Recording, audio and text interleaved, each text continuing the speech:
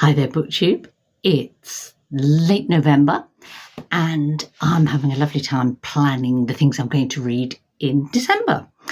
And so I'm going to share that with you. Top of the list for me of lovely December reading plans is the fact that I'm one of the co-hosts of Remember December. What is Remember December? If you haven't heard yet, it's a rereadathon. Yeah, a readathon to encourage us to reread something. There is such a joy and rewards to be had from rereading, and it's something that I know I neglect because there's so many books out there to read, aren't there? But it's really lovely to have this event to kind of give us a little extra push to maybe just reread one thing, and you'll be taking part. And there's a bunch of hosts, and it was the idea of Anne Novella and Elizabeth of Bookhouses Books. So I'm going to start by talking about my rereading plans, and I'll tell you about the prompts as I do, because all you have to do to take part is reread something. But if you like a prompt, these are they. So prompt number one is to reread something that you've basically forgotten. You can't you've read it, or you think you've read it, but gone. Happens to me a lot. Perhaps it doesn't happen to you. Now, particularly things that I read a long time ago, and this is a good example of that. So this is The Moonstone by Wilkie Collins. I am sure that I read this sometime in my teens. I remember absolutely nothing about it, but I'm always hearing people kind of enthusing about it, particularly during Victober. So that's number one for prompt number one for me. I've got another book, though, that I'm going to read for prompt number one, and that's this one, Redshift by Alan Garner. Now, Alan Garner, if you don't know, is a English writer who was really influenced by the sort of traditional English folk tales, still is. And last year I read and really enjoyed his most recent novel, written, it's quite old now, I can't actually remember how old, but like well into his 70s, possibly into his 80s. And but that was Treacle Walker, and it was one of the most sort of divisive books on last year's Booker list. And I read a load of his books as a child, and or into my sort of very early teens, perhaps. And I reread a lot of those to my children, The Moonstone of Brisingamen, The Moon of Gomrath, Elidor, The Owl Service, all wonderful books. I didn't reread this one because all I remember about this was that it was really quite dark and disturbing. So I think I possibly read it too young because I was reading all his other books. It came out, when did it come out? 1966. Yeah. So I read his books that were sort of appropriate to younger children, went straight on to read this, and all I remember is being scared by it. So that's the second one for that prompt. Now, prompt number two is to reread something to find out what you really think about it. So could be, there's all sorts of possibilities, but both of the books I'm going for are books that I talk about as books that I like, books, that I'm really positive about, but I don't actually probably remember enough about them to be sure whether that's really true. So one of those is The Bridge over St. Louis Ray by Thornton Wilder, American author. It was published in 1927. It's a book that when I talk about brilliant, really short books, books that are intense and full of kind of ideas and interesting style, what in just 150 pages. This is one that I quote, but it's so long since I've read it. Is that really true? Would I feel differently about it now? So this one, and the other for that prompt is Thomas Hardy's Far from the Madding Crowd. And again, this is one where I talk about it as one of my favourite of Thomas Hardy's books, but I actually have no idea if it's a favourite really, because the last time I read it was, I don't know, about 40 years ago. So if not more. So I'm going to read this, and this is also my book for the third prompt, because the third prompt is to read a book in a different format, in a different way. And I'm actually going to do this as an audiobook, although I do have a paper copy. I've got one more reread that I'm going to do. My reread number 5, though, is actually linked to another reading event that I'd like to take part in December, and that's Christie's Missing. Now, what is Christie's Missing? Well, Christie's Missing is hosted by my lovely bookish friend Berna and Julie and Lil, I think, and I'll put details below. But it takes place December the 13th to December the 14th, which is the days when Agatha Christie went missing in 1926, and there's a bit of a mystery as to where she was and why she went missing and what happened. So that's the inspiration for this readathon, and I'm going to read this one, Death on the Nile by Agatha Christie. Definitely one that I've read, but goodness knows when. And since then, I've seen so many sort of adaptations of it. I don't know what I think of it, or whether what I remember is the real book or not. So, it fits quite well with the Rereadathon. It was first published in 1937. Why I've chosen this one in particular is because one of the Christie's Missing prompts is to read a book that was a favourite Agatha Christie novel of Janelle, who was a wonderful booktuber who sadly died earlier this year. And so this is sort of like a Janelle memorial. Too Fond of Books was her channel, if you remember. So, and I know I'm going to enjoy this. So that's all my rereads. What else am I going to read in December? Splendid things. I've got 2 books that are kind of hangovers from November. One is a hangover from non-fiction November, and that's Lost Realms, Histories of Britain from the Romans to the Vikings. It's about the sort of some of the small kingdoms in Britain in what you'd call the early Middle Ages, what we used to call the Dark Ages. And I was waiting for this to come from the library, and it's only just come, and I've been reading other things in the meantime. So this is gonna be a November book instead of a December book instead of a November book. The other thing that I will still be reading in December and won't finish until December is this one, Gabriela, Clove and Cinnamon by Jorge Amado, translated by James Taylor and William Grossman. The reason I know I won't finish this till December is because it's a buddy read. I'm buddy reading it with Carolina Sequeira. She's a Brazilian reader. This is a Brazilian modern classic, and we're having a lovely time reading it. It's absolutely wonderful. I'm so happy to be reading it, but we're doing a chunk each week, and the second half of it will be in December. So I really, although I'm only halfway through, I would really recommend this as a fascinating Brazilian, as I say, modern classic, published in 1958, I think. Extraordinary. Can't believe I've never heard of it, never read of it before until the Women's World Cup Readathon, when a couple of readers who read in Portuguese recommended it. There we go. Now I've got another buddy read coming up very early in December, and that is this, The Professor's House by Willa Cather. Now, Hannah of Hannah's Books is having a bit of a is it Cather or Cather? Cather, I think. She's having a bit of a Cather fest and reading, I think, just about, doing buddy reads of lots of different books by her as a celebration of her writing. And I'm very happy that she asked me to read one of them with her, and we'll make a video together, I hope. So to say what we think of this, because I have read one book by Willa Cather before, which was My Antonia, but this one I'm pleased we've chosen as the one to read together, because it's possibly the most divisive of her books. So I know that some people, when it was first published, I think described it as broken, but A.S. Byatt, the author who died just very recently, she said it was her masterpiece. So let's see. It's obviously American, and now when was this one published? Let me tell you, 1925. So I've got a few kind of books from the 1920s, 1930s coming up, which is nice.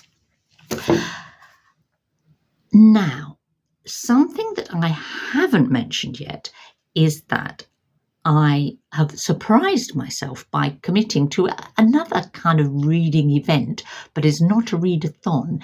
It's the Read What You Own challenge, which Criminoli and a few others have kind of been,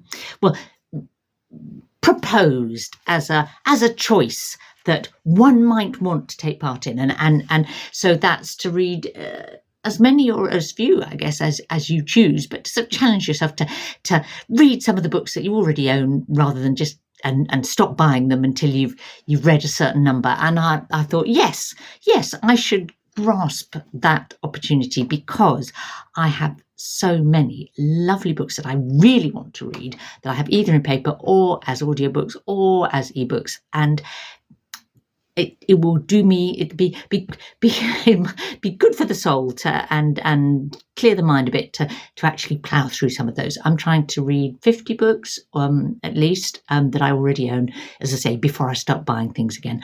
So everything that I've mentioned so far, I already own. My exception to that rule is that I will get books from the library.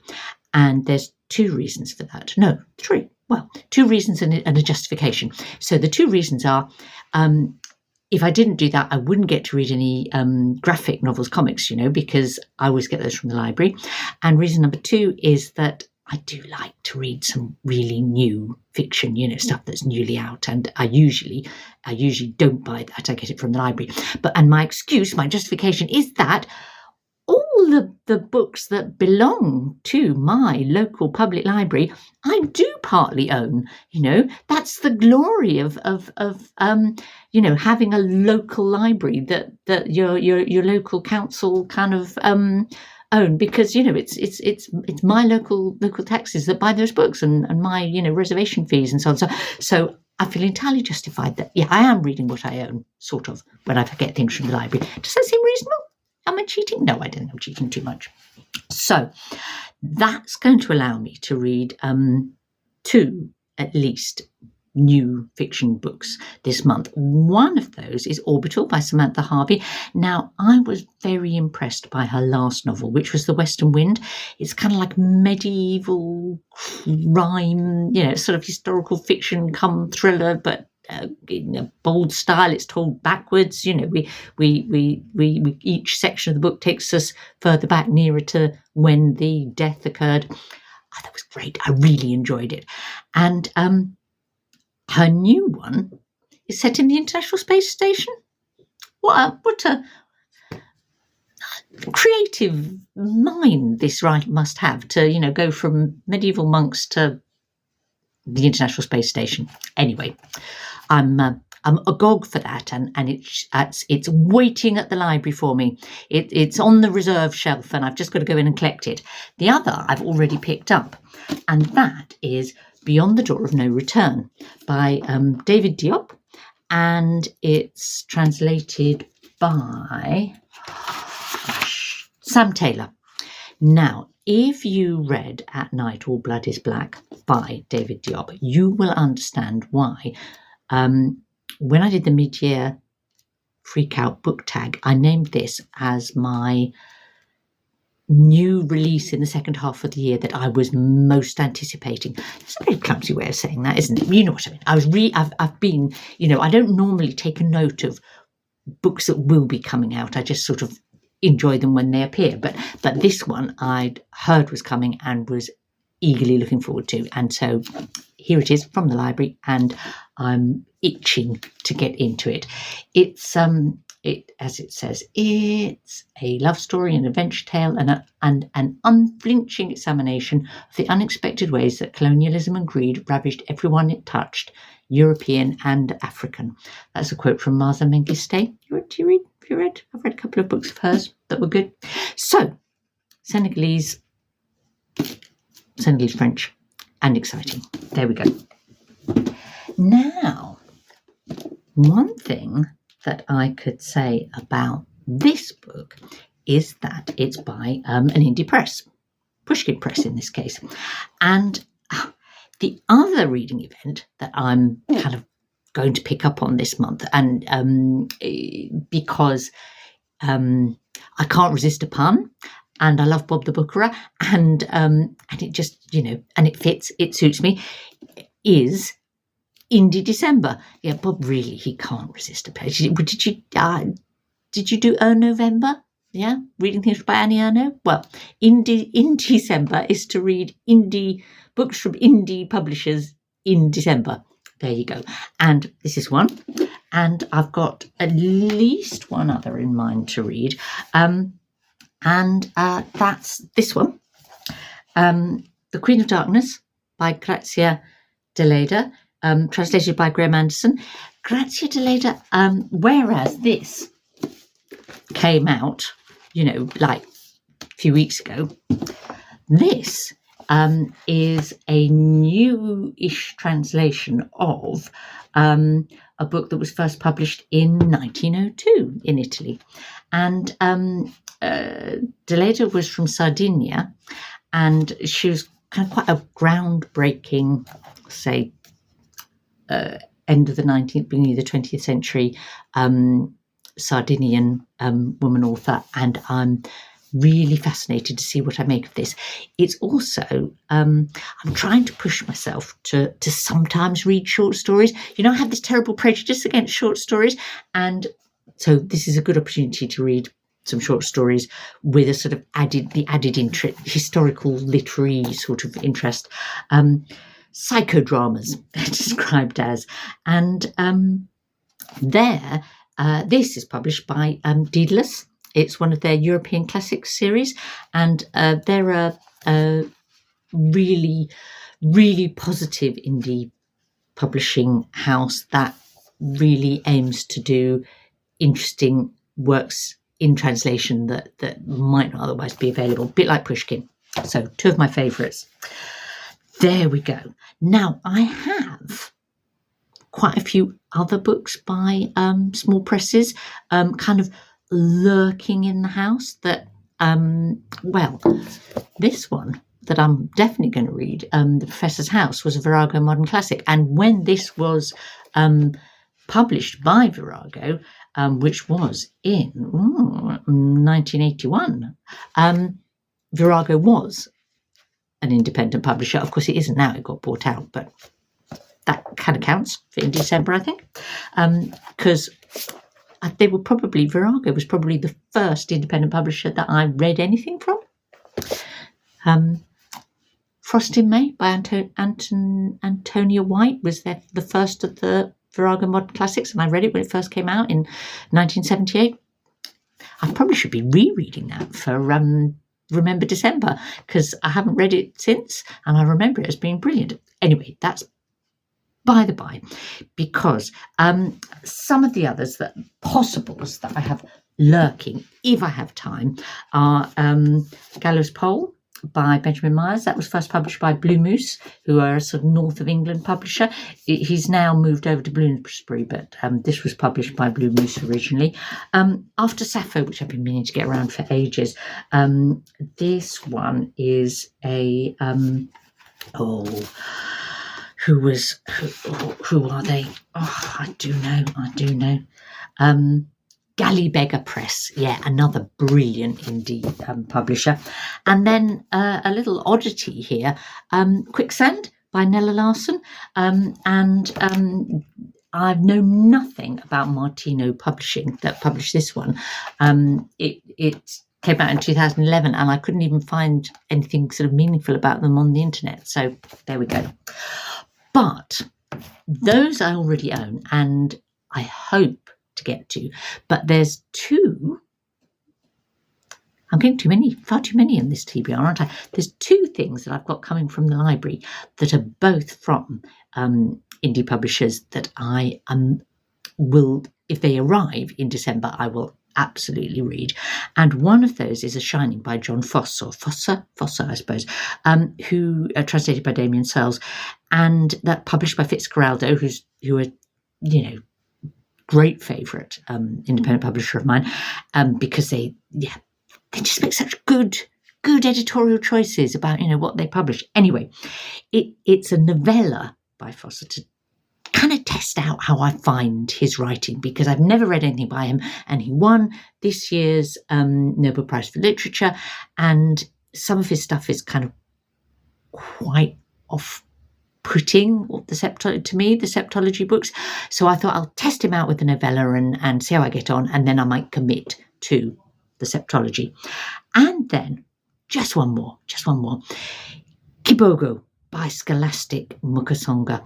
I loved Scholastic Mukosonga's book, Our Lady to the Nile. She's a Rwandan originally author, now French, and that's published by Daunt, another brilliant independent publisher, and that's on order from the library, but who knows if it'll come in December or January. There we go. So I've wildly overcommitted, haven't I? But there's about 12 books that I absolutely will definitely read, and then the others will be sort of possibilities. I hope you have lovely December plans. I hope you're going to reread at least one thing to join us in Remember December. And yeah, tell me if there's any of these that you think that I should particularly prioritise if I don't get to everything. December's a strange month, isn't it? Sometimes you end up with a lot of time for reading, and sometimes it just turns out that you're too busy doing Christmassy things, and that eats into your reading time. So we'll see. Okay, bye.